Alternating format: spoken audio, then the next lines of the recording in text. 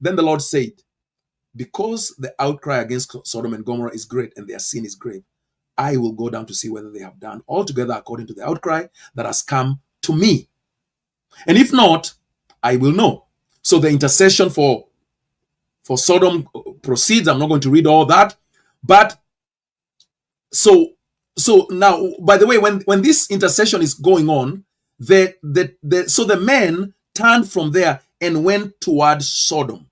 So notice this. This is an important detail. So the men turned from there and went toward Sodom. But Abraham still stood before the Lord. So in other words, there were three men to begin with. There were three men to begin with. The one is the Lord, Yahweh.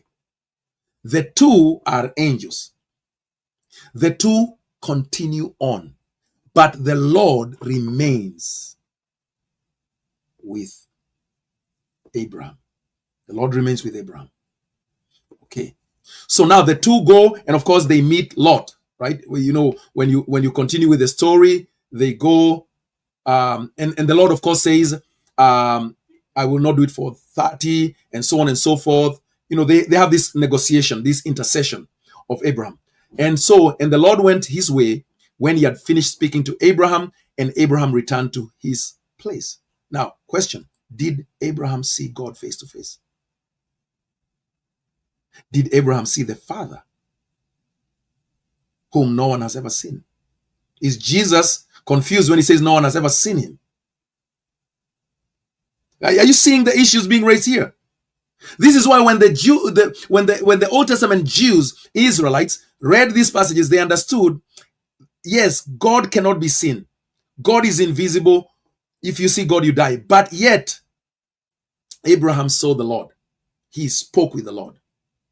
So how could he have seen God and yet not died? How did Manoah see God and yet not die? Because he was seeing the second person of the triune God, who himself is clearly declared to be God. He existed long before he entered into Mary's womb as a seed.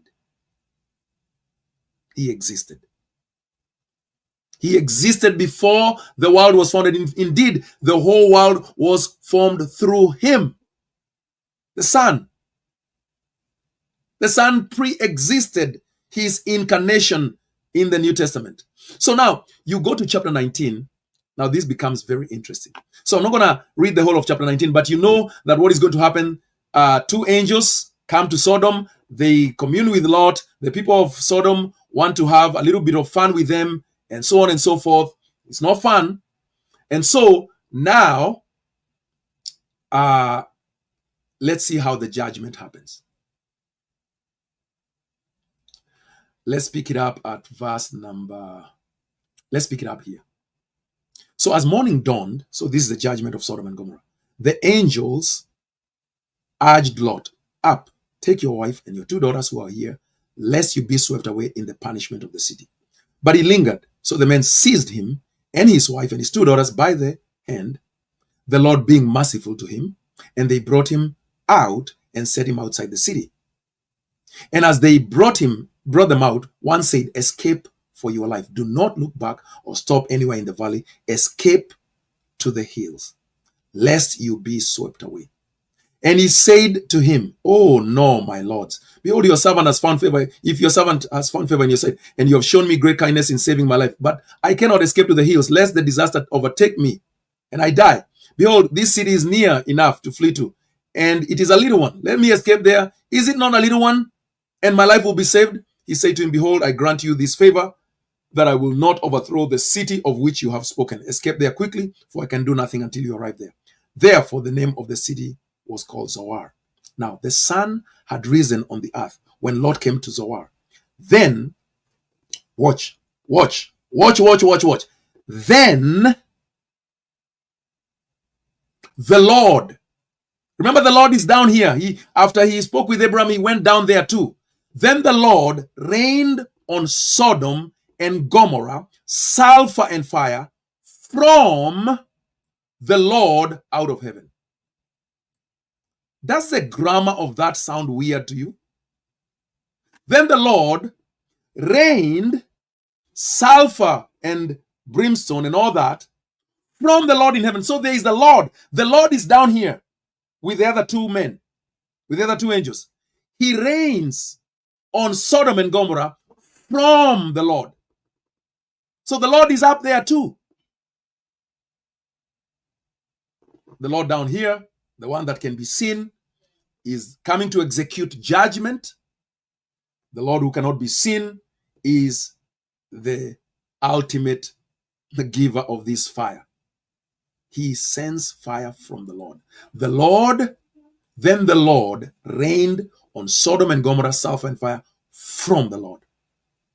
Very weird construction of grammar. But the idea is to show you that there are two persons here. One is down there, one is up there. Did you see it? Now, of course, you continue on and you get to chapter number 21, and then you have more of the angel of the Lord. Because in Genesis 21, we have Isaac being born, and you have the whole thing about Hagar and Ishmael again. So God protects Hagar and Ishmael. The child grew, was weaned, and Abraham made a great feast on the day that Isaac was weaned. But Sarah saw the son of Hagar, the Egyptian, whom she had born to Abraham, laughing. So she said to Abraham, cast out this slave woman with her son, for the son of this slave woman. So you see all this in Galatians, by the way, Galatians chapter 4. So now, but God said to Abraham, be not displeased because of the boy, and because of your slave woman. Whatever Sarah says to you, do as she tells you. For through Isaac shall your offspring be named. And I will make a nation of the son of the slave woman also, because he is your offspring.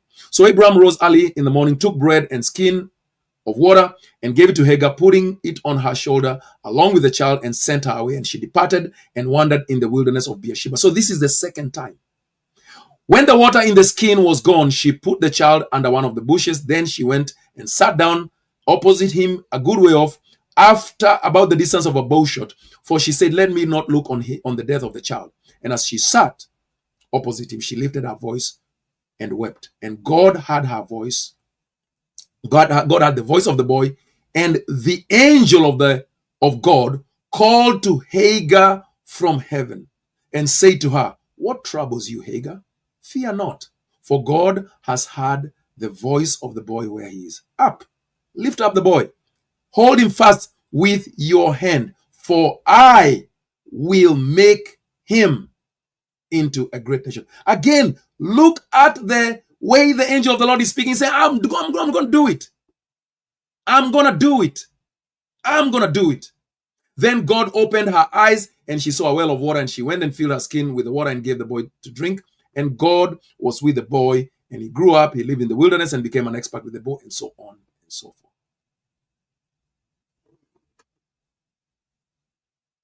Flora Janet Nankuni asks, is this event collaborated in history, or is it only in the Bible?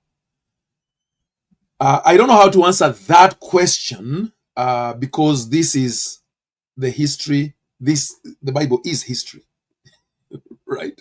The Bible is history. But there are those that say that when you go to that area of Sodom and Gomorrah, you can see the evidence of a fiery destruction. There are pillars of salt and so on and so forth. And so I would say the Bible itself is its own corroboration. See, the thing about scriptures, Flora, that you have to determine from the onset,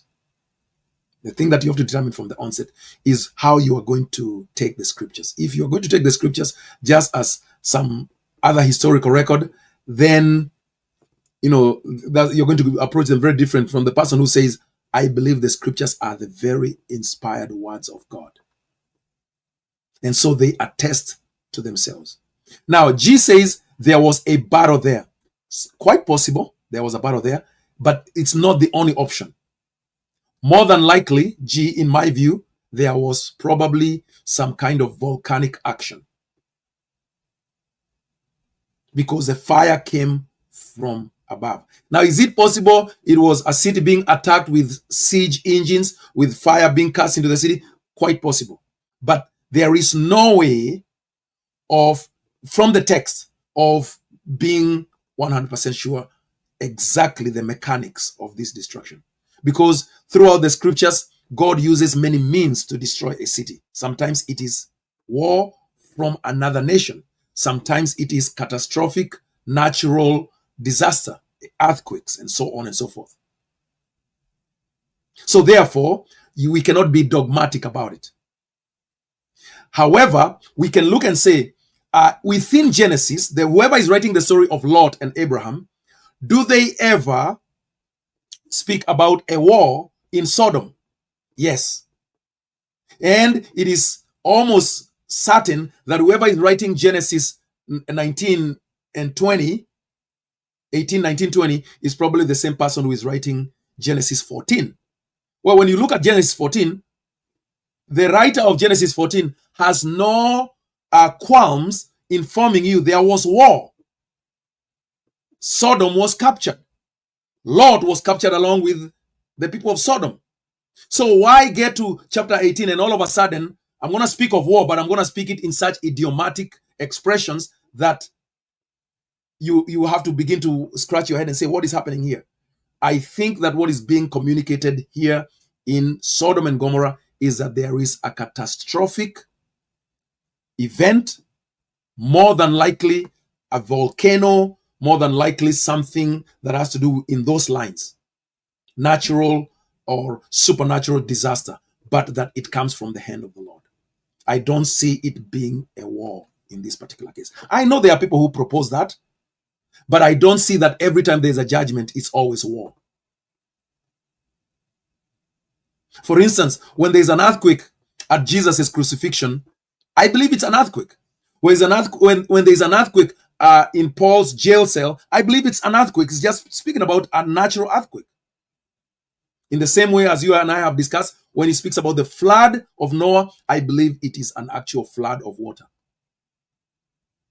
Because the writers, especially of Genesis, they are not shy to tell you when there is war and how many troops were there and how many people were killed in the war.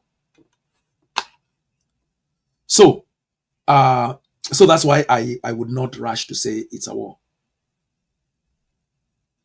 So, because the writer has already shown his style of writing. Now, so we are still at the angel of the Lord. When you go to Genesis 22, we have the sacrifice of Isaac, and I'm going to run over to the place where he's going to sacrifice the son. Verse 9, when they came to the place which God had told him, Abraham built the altar there, laid the wood in order, and bound Isaac his son, and laid him on the altar on top of the wood. Then Abraham reached out his hand and took the knife to slaughter his son. But the angel of the Lord called to him from heaven and said, Abraham, Abraham. And he said, Here I am. And the angel of the Lord says, Do not lay your hand on the boy or do anything to him, for now I know that you fear God, seeing you have not withheld your son, your only son, from me. From who? From the angel of the Lord. And Abraham lifted up his eyes and looked, and behold, behind him was a ram caught up in a thicket by his horns. And Abraham went and took the ram and offered it as a burnt offering instead of his son. So Abraham called the name of the place, The Lord Will Provide, as it is called to this day, Jehovah Jireh. On this mount of the Lord it shall be provided. And of course, we know that this account is a type, is a typology, is a shadow of the crucifixion of Christ. Isaac, the son of Father Abraham, the one and only true son of Father Abraham. Father Abraham has other sons. He has Ishmael, but he has one and only son whom he loves with all his heart, that comes from him. He offers him as a sacrifice. But it is a typology. But it is the angel of the Lord who stopped the whole child sacrifice idea. Right? Now, I'm going to show you just two more from the Old Testament. Just two more examples from the Old Testament. First one is 2 Samuel. So 2 Samuel chapter number 24, we have David's census. Again, the anger of the Lord was kindled against Israel.